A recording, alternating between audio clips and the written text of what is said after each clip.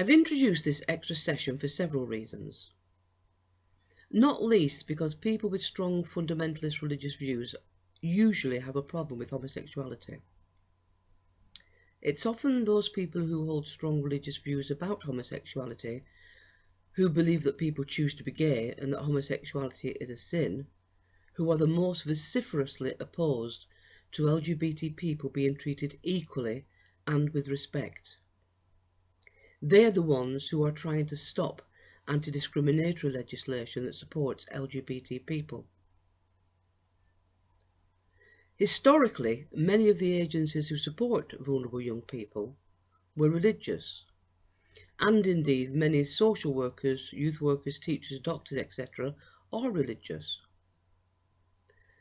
I've already shown how in 1994 the Secretary of the British Psychological Society publicly referred to his biblical beliefs to stop the introduction of a lesbian section within the society.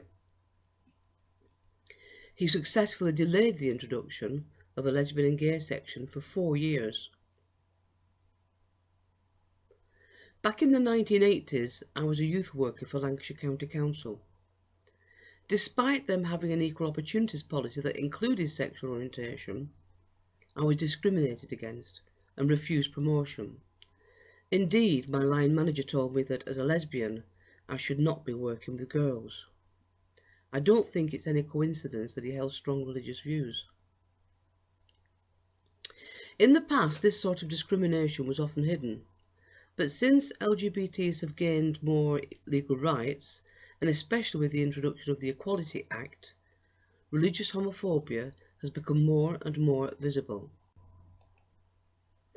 This session will be a very brief introduction to some of the issues, and I'd like to begin with a short historical overview.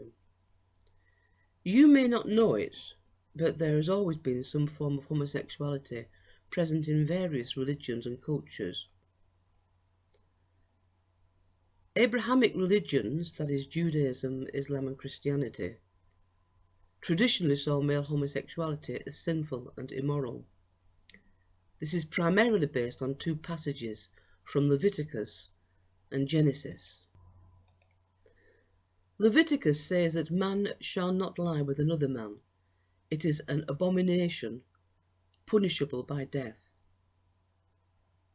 Why is it, however, that those people who use the Bible as an excuse for their homophobia do not follow other laws set down in Leviticus? For example, men should not shave nor cut their hair. You should not wear a garment that consists of both wool and linen. And divorced people who remarry should be killed. In the story of Sodom and Gomorrah, the cities are supposedly punished by God because of vice and homosexuality. Leaving aside any issues about interpretation, when the local men demanded that Lot send out his 2 male guests so that they may know them, Lot refuses and offers them his 2 virgin daughters instead.